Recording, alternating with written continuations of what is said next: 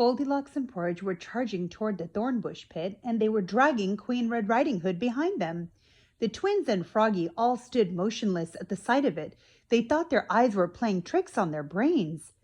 "Do you see this too, or am I imagining it?" Connor asked. "I order you to release me at once," Red Riding Hood said. Her dress was so big and layered that she wasn't harmed from being dragged, but she was extremely aggravated. "Do you have any idea what my soldiers are going to do to you once they catch you?" "Oh, shut up, you red-hooded harlot," Goldilocks said. She and Porridge stopped a short distance from the twins and Froggy. Goldilocks hopped down and then dragged Red Riding Hood past them to the thornbush pit. She vaguely recognized the twins.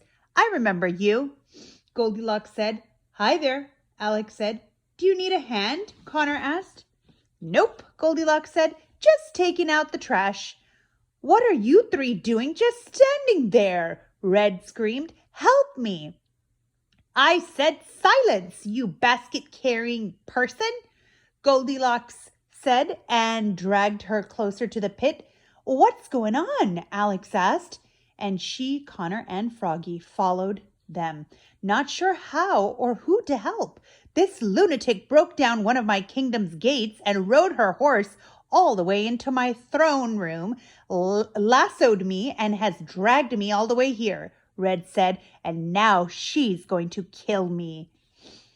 "Yes, I am," Goldilocks said. "Wait, why are you going to kill Queen Red Riding Hood?" Froggy asked. "Because she's mental," said Red. "She knows why," Goldilocks said. They reached the edge of the pit, and the twins grew very nervous that they were about to witness a murder. "They'll hang you for this," Red shouted. "They won't be able to prove anything," Goldilocks said. "They'll never find your body." Goldilocks stood Red up on her own 2 feet. She was still tied up, and Goldilocks began aggressively pushing her toward the pit's edge. "Please don't do this," Red pleaded. "It was such a long time ago. We were all just kids." "We haven't been kids for years," Goldilocks said. "You have had plenty of chances for redemption." "I love him too. I was just doing what I thought I had to," Red said. "You just couldn't stand that I had something you didn't," Goldilocks yelled. Goldilocks went in for the final push, but Red dodged it, and Goldilocks almost fell into the pit herself. Red ran away from her as fast as possible, running along the edge of the pit. The plants below moved with excitement. They knew one of them was bound to fall in. "Come here," Goldilocks yelled. "Get away from me, you fugitive floozy," Red said. They did an entire lap around the pit, and Red ran into the castle ruins. Goldilocks took out her sword and began swinging it at her, barely missing her by inches. "This is awful," Alex said with her hands covering her cheeks. "This is awesome," Connor said. $5 says Goldilocks wins. The twins wanted to help, but there was nothing they could do without getting into harm's way. "We used to be such good friends," Red said, constantly ducking Goldilocks' sword. "You don't know what a friend is," Goldilocks said, her swing coming much closer each time. "You could have cleared my name the day you became queen of that pathetic kingdom. I never even wanted to be queen in the first place. I just wanted to impress him," Red confessed. "Keeping you an outlaw kept you away from him. It wasn't anything personal." "Personal?" Goldilocks said, absolutely infuriated. "Forcing me to live a life of running and committing crimes to survive because you wanted to steal my boyfriend wasn't personal?"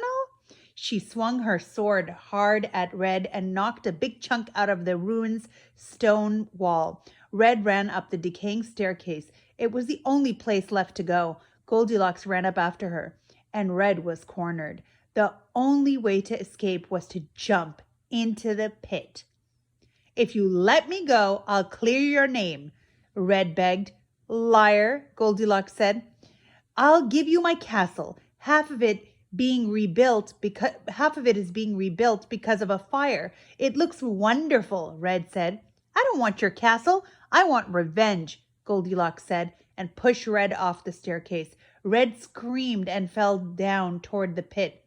The vines reached toward her, happy to finally be fed. Suddenly, a rope came out of nowhere and lassoed Red around the waist just as she fell into the pit and was swallowed up by the vines and thorn bush.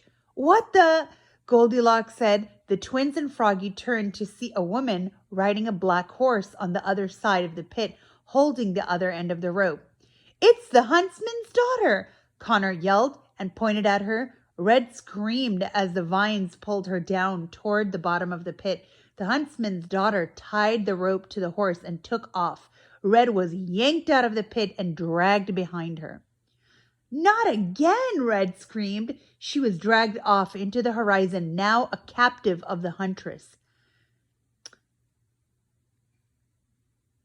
Goldilocks was watching a stranger ride off with her only chance at revenge. She hopped down from the staircase, and Porridge joined her by the ruins. What just happened? Connor asked, completely overwhelmed by all the excitement. I don't know, Alex said, but after seeing the huntsman's daughter, I have a bad feeling. Who is that woman? Goldilocks asked.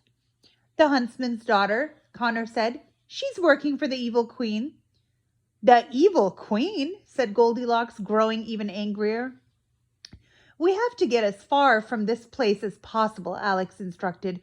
Oh no, Froggy said softly. He looked more frightened than the twins had ever seen him. Out of the distance, the big bad wolf pack crept toward them. The wolves were all growling, more irritated and vicious than ever before. Steam was practically coming out of their nostrils. They surrounded the twins, Froggy, Goldilocks, and Porridge. Goldilocks stood in front of the twins. Even she was scared. Normally, she wouldn't have considered the wolves to be more than she could handle. But the way they stared at their group, hungry and irritated, she knew this wasn't going to be a sporting encounter in the forest. After what you've put us through, we ought to claw your hearts out, Maloomclaw growled through gritted teeth at the twins. And look who's decided to join them. I guess we get Red Riding Hood and Goldilocks tonight. The rest of the wolves howled their excitement. Just to let you know, you just missed Red Riding Hood, Connor said. Nice try, Maloomclaw said. What do you want with children and an overgrown frog? Goldilocks asked. We're taking the children to the evil queen, Maloomclaw said. We have no interest in the frog. Dig in, boys. Froggy's face turned a pale green. The wolves moved toward him, snapping their massive jaws in his direction. Froggy turned to the twins. I'm going to get help, children, Froggy whispered to the petrified twins. A wolf leaped toward him, but Froggy jumped twice as high into the air, and the wolf missed him. Froggy landed on the other side of the circle. The wolves had formed around them, and he took off running. A few wolves chased after him as he disappeared into the distance. Froggy! Alex yelled after him. All they could do was pray he would be all right. Porridge, Goldilocks said. I want you to get out of here, you understand? This is one battle we won't be able to win. The horse was hesitant to leave her at first, but then nodded. She took off in the same direction Froggy had leaped. A wolf tried to attack the horse as she left, but Porridge kicked the wolf with her hind legs, and the wolf landed in the thornbush pit. He whimpered the entire way to the bottom as the vines wrapped themselves around the wolf and dragged him down to the bottom forever. The rest of the wolves weren't going to allow any more escapes. We're going to see the queen, Maloomclaw growled, and if anyone else tries to run off, it'll be the last thing you do. The twins trembled. Goldilocks put her hands on the twins' shoulder, leaned close to them, and whispered into their ears. Be brave, children, Goldilocks said. Courage is one thing that no one can ever take away from you. Chapter 20, Heart of Stone. The wolves led the twins and Goldilocks across the dead and deserted land. They walked for miles and miles across the rocky ground, never stopping for anything. The wolves kept a close eye on their captives. If the twins so much as breathed too deeply, they would get a threatening growl. The wolves had confiscated Goldilocks' sword and Alex's bag, so they couldn't get to the wishing spell items. Alex closely watched her bag being carried in one of the wolves' mouths. Everything she and her brother needed was in there. Their chance at going home was just a few feet away and yet out of reach. The twins didn't know if they were more angry or scared. Just minutes before, they had been positive they were on their way home, and now they didn't even know where they were going, or if they would even survive what was ahead. Being so afraid gave them an odd sense of courage. They were being taken as prisoners to one of the most infamous villains of all time. They didn't see how things could get much worse. The area that they were traveling through seemed foreign even to Goldilocks, who the twins were certain had seen every part of every kingdom. Her eyes darted around with as much curiosity as the twins did. The land looked different from the rest of the sleeping kingdom. This land didn't seem to be sleeping like the rest of the kingdom did. This land seemed to have been murdered. A decrepit castle finally came into view in the distance. It was made of stone, but looked so frail that a strong wind could knock it over. Alex and Connor knew, without having to be told, that this was where the wolves were taking them. And somewhere inside, the evil queen was waiting. They reached the front of the castle, and Maloomclaw howled. A rickety drawbridge was slowly lowered, and a towering man with a graying beard, dressed in several layers of animal skins, greeted the wolves. "She's been expecting them," the huntsman said. The wolves guided the twins and Goldilocks over the drawbridge. As soon as the twins entered the castle, they wanted to leave it. All the dust and cobwebs didn't make for a pleasant welcome. The huntsman pushed the twins down a stony corridor through a set of large doors that creaked horribly and into a long great hall.